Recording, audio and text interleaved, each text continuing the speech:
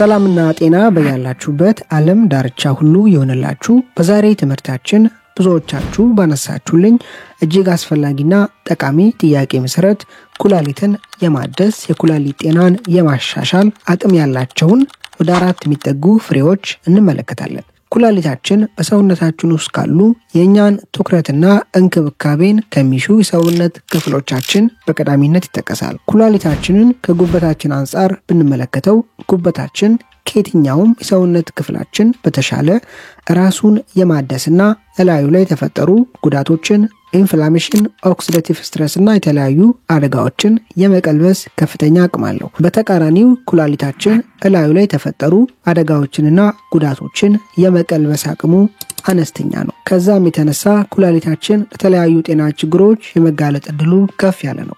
በዛሬ ትምህርታችን እነዚህን ችግሮችና አደጋዎች የመቀልበስ የመቀነስ አቅም ያላቸውን ፍሬዎች እንመለከታለን። በጥሞና ካዳመጣችሁኝ ድንቅ ትምህርትን ታገኛላችሁ። የራሳችሁንም የቤተሰቦቻችሁንም ጤና መጠበቅ ማሻሻል ትችላላችሁ። ሁሌም የሚጠቅማችሁን የሚያስተምራችሁን ትምህርቶችና ዕውቀቶች ሳልሰስት በምችለው አቅም እንደማካፈላችሁ እንደምሰጣችሁ እናንተም ሳትሰስቱ ይህ ቪዲዮ ላይክ አድርጉ። የናንተ ላይክ ይህ ቪዲዮ ብዙ ሰው ጋር እንዲደርስ ብዙ ሰዎች እንዲጠቀሙበት ከፍተኛ አቅም አለው። ይህንን ትምህርት ሼር በማድረግ ሁሉም ሰው ከቤታቸው ከስራ ቦታቸው የራሳቸውን የቤተሰቦቻቸውን ጤና ማሻሻል መጠበቅ እንዲችሉ እናግዛቸው። ለቻናሌ አዲስ የሆናችሁ ሰዎች ዶክተር ዳን ይባላለሁ። ቻናሌን ሰብስክራይብ በማድረግ ከጎን ያለውን የደውል ምልክት አንድ በመጫን በመለቃቸው ትምህርቶች የራሳችሁንና የቤተሰቦቻችሁን ጤና ጠብቁ። ኩላሊታችንን በከፍተኛ ደረጃ የሚጎዱ ዋነኛ ምክንያቶች የሚከተሉት ናቸው። አንደኛ ኦክሲዳቲቭ ስትረስ፣ ሁለተኛ ኢንፍላሜሽን፣ ሶስተኛ ኢንሱሊን ሬዚስታንስ። ይህም ማለት ሰውነታችን በኢንሱሊን ሆርሞን አማካኝነት በደማችን ውስጥ ያለውን ግሉኮዝ ስኳር መቆጣጠር አለመቻል። አራተኛ ቪሰራል ተብሎ የሚጠራው ሆድ አካባቢ የሚገኝ ፋት ነው። ለማቅለጥ ለማጥፋት ከሚከብዱ ፋቶች መካከል አንዱና ዋነኛው ቪሰራል ፋት ነው። የዚህ ፋት ስብ ሆድ አካባቢ በከፍተኛ መጠን መከማቸት። የመጨረሻው የተለያዩ ኩላሊት ኢንፌክሽኖችና የኩላሊት ጠጠር መመስረት። በዛሬ ትምህርታችን ላይ የምንጠቅሳቸው ፍሬዎች ለኩላሊት በሽታ ዋነኛ ምክንያት የሆኑ ከላይ የጠቀስናቸውን መንስኤዎች የመከላከል አቅም አላቸው። የመጀመሪያው ፍሬ የወይን ፍሬ ነው። የወይን ፍሬ በውስጡ ጥቂት እጽዋቶች ላይ ፕላንቶች ላይ የሚገኘውን ኬሚካል ይዟል። ይህም ኬሚካል ሬስቬራትሮል ይባላል። ሬስቬራትሮል በሚከተሉት 3 መንገዶች የኩላሊታችንን ጤና ያሻሽላል። አንደኛ ኢንፍላሜሽንን በከፍተኛ ደረጃ የመከላከል አቅም አለው። ኢንፍላሜሽን የኩላሊታችን ዋነኛና ፋንክሽናል ዩኒት የሆነውን ክፍል የሆነውን ኔፍሮን ተብሎ የሚጠራውን የኩላሊታችንን ክፍል የመጉዳት ዳሜጅ የማድረግ አቅም አለው። ኔፍሮን ኩላሊታችን ላይ የሚገኝ ደምን በዋነኝነት የሚያጠራና በሽንት መልክ የሚያስወግድ የኩላሊታችን ክፍል ነው። በሰውነታችን ውስጥ የሚገኙ ሁለቱም ኩላሊቶች ላይ በሚሊዮን የሚቆጠሩ ኔፍሮኖች አሉ። በሁለተኛ ደረጃ አንቲኦክሲዳንት ባህሪ አለው። ይህም ማለት ኩላሊታችን አካባቢ ያሉ ህዋሳት ላይ ኦክሲዴሽን ሪአክሽን እንዳይከሰትና ህዋሳቶች እንዳይጎዱ ዳሜጅ እንዳይሆኑ ይከላከላል። ከዚህ በፊት እንደተመለከትነው ኦክሲዳቲቭ ስትረስ ማለት ሰውነታችን ውስጥ ያሉ የተለያዩ ክፍሎችን ህዋሳቶችን የሚጎዱ ጎጂ ሞለኪውሎች ቁጥር በከፍተኛ ደረጃ መጠራቀም ከፍ ማለት ነው ብለናል። በሶስተኛ ደረጃ የወይን ፍሬ ውስጥ ያለው ሬስቬራትሮል ኬሚካል SRT1 ሰርቲዮንስ ተብሎ የሚጠራውን ፕሮቲን የማነቃቃት አቅም አለው።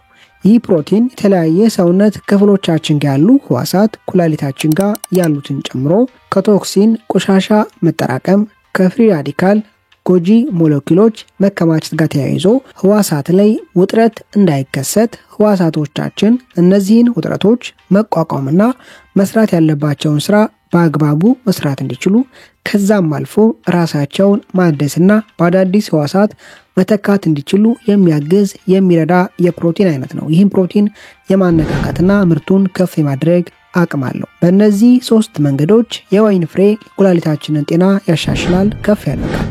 ሁለተኛ ሎሚ በውስጡ ሲትሪክ አሲድ ይዟል። ሲትሪክ አሲድ የሚከተሉትን 2 አይነት የኩላሊት ጠጠር መመስረትና መፈጠር የመከላከል አቅሙ ከፍተኛ ነው። ካልሲየም ስቶንና ዩሪክ አሲድ ስቶን።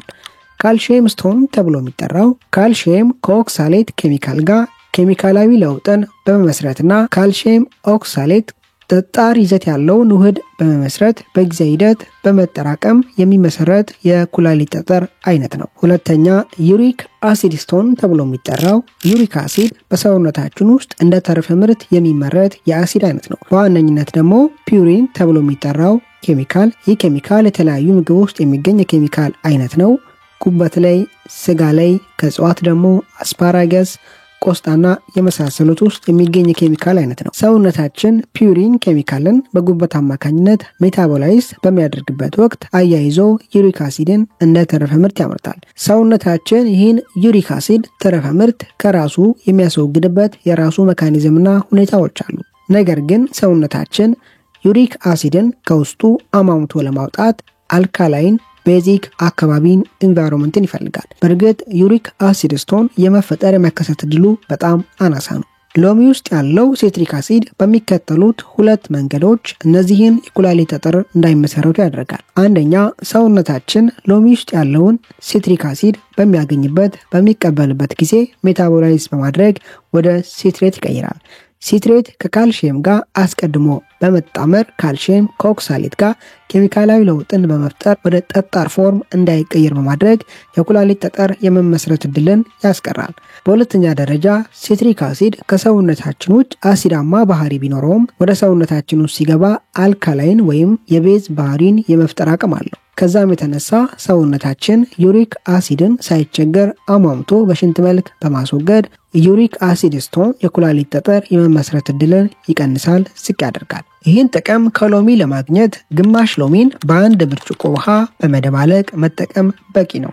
ሶስተኛ ብሉቤሪ የሚከተሉትን ፍላቮኖይዶች ይዟል። ፍላቮኖይዶች የፖሊፌኖል ቤተሰብ ሲሆኑ ፕላንት ኬሚካል ናቸው። እጽዋቶች ውስጥ በተፈጥሮ የሚገኙ ኬሚካሎች ናቸው። ከያዛቸው የፍላቮኖይድ አይነቶች መካከል አንቶሳያኒን እና ፕሮአንቶሳያኒን፣ እነዚህ ሁለቱ ፍላቮኖይዶች አንደኛ በሰውነታችን ውስጥ ከፍተኛ የሆነ የፍሪ ራዲካል የጎጂ ሞለኪውሎች መከማቸት እንዳይኖርና ኦክሲዴሽን እንዲሁም ኢንፍላሜሽን እንዳይከሰት በብቃት ይከላከላሉ።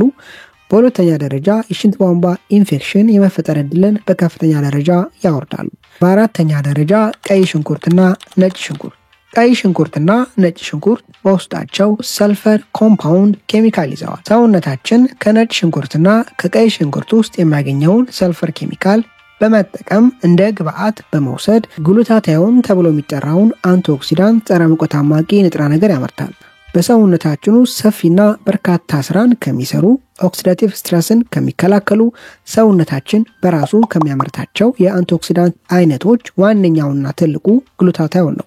ይህን ግሉታታዮን ሰውነታችን በበቂ መጠን ማምረት እንዲችል የሰልፈር ኬሚካልን እንደ ግብአት ይጠቀማል። ይህን ሰልፈር ኬሚካል ግብአት ከነጭ ሽንኩርትና ከቀይ ሽንኩርት ውስጥ ማግኘት እንችላለን። ቀይ ሽንኩርትንና ነጭ ሽንኩርትን አብስለን በመመገብ ከነሱ ውስጥ ሰልፈር ኬሚካልን ማግኘት እንችላለን። እነዚህ አራት ፍሬዎች የኩላሊት ጤናን የማሻሻል ከፍ የማድረግ አቅማቸው እጅግ በጣም ከፍተኛ ነው።